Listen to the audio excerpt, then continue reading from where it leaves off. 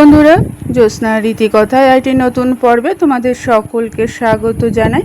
বন্ধুরা, আজকের পর্বে তোমরা জানতে পারবে 2025 সালের যোগিনী একাদশী কত তারিখে পড়েছে, তার পূর্ণাঙ্গ সময় ও পালনসূচি এবং এই একাদশীর মাহাত্ম্যটা কী।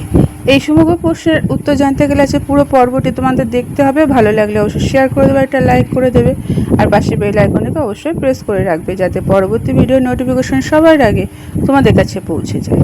তাহলে চলো বন্ধুরা, আজকের পর্বটি শুরু করা যাক। বন্ধুরা, আষাঢ় মাসে কৃষ্ণপক্ষের একাদশী তিথি যোগিনী একাদশী নামে পরিচিত। শাস্ত্রমতে যোগিনী একাদশীর ব্রত পালন করলে 88,000 ব্রাহ্মণদের ভোজন করানোর সমান ফল পাওয়া যায়। শুধু তাই নয়, যোগিনী একাদশী ব্রত পাপ নাশত করে, পাশাপাশি অভিশাপ থেকে মুক্তি প্রদান করে। এছাড়া এই একাদশীর ব্রত পালন করলে বিষ্ণু ও লক্ষ্মী প্রসন্ন হন।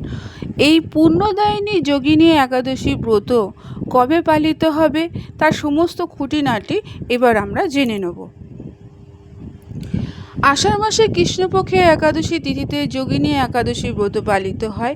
পঞ্জিকা অনুযায়ী বন্ধুরা, এই বছর আষাঢ় মাসে কৃষ্ণ একাদশী তিথি শুরু হবে আগামী 21শে জুন 2025 শনিবার সকাল 7:19 এবং এই তিথিটি শেষ হবে 22শে জুন রবিবার সকাল 4:28। 21শে জুন যোগিনী একাদশী তিথি পালিত হবে এবং এই ব্রত পালন করা হবে 22শে জুন দুপুর 1:47 থেকে সন্ধ্যে 4:35 মধ্যে। উল্লেখ্য, হরিবাসর সমাপ্ত হওয়ার কিছুক্ষণ পর ব্রত পালন করা হয়। 22শে জুন সকাল 9:41 হরিবাসর সমাপ্ত হবে। তবে বন্ধুরা, যোগিনী একাদশীতে একাধিক যোগ তৈরি হচ্ছে। এই দিনে অশ্বিনী নক্ষত্র, অতিগণ্ড যোগ, অভিজিৎ মুহূর্ত, অমৃতকালও থাকবে। ব্রহ্ম মুহূর্ত ভোর 4:04 থেকে 4:44 পর্যন্ত থাকবে। অভিজিৎ মুহূর্ত বেলা 11:55 থেকে 12:51 পর্যন্ত থাকবে। বিজয় মুহূর্ত দুপুর 2:43 থেকে 3:39 পর্যন্ত থাকবে। আর গোধূলি মুহূর্ত সন্ধ্যে 7:21 থেকে 7:41 পর্যন্ত থাকবে। অমৃতকাল দুপুর 1:12 থেকে 2:41 পর্যন্ত থাকবে।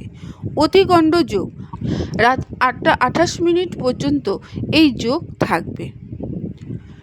বন্ধুরা, শাস্ত্রে যোগিনী একাদশীর বিশেষ মাহাত্ম্যের উল্লেখ রয়েছে। এই একাদশীকে ত্রিলোকের মধ্যে সবচেয়ে প্রসিদ্ধ একাদশী মনে করা হয়। এই তিথিতে শ্রীহরির পুজো ব্রত পালন করলে 88,000 ব্রাহ্মণ ভোজনের সমান পুণ্য লাভ করা যায়। পাশাপাশি ব্যক্তির সমস্ত মনস্কামনা পূর্ণ হয়। সংকট, দারিদ্রতা, পাপ থেকে মুক্তিও পাওয়া যায় এই ব্রত পালন করলে। তাই আমাদের জীবনে যোগিনী একাদশীর মাহাত্ম্য অনেকটাই রয়েছে। বন্ধুরা, আজকের পর্বটি এখানেই শেষ করলাম। এতক্ষণ আমার ভিডিওটি দেখার জন্য ও শোনার জন্য তোমাদের অসংখ্য ধন্যবাদ।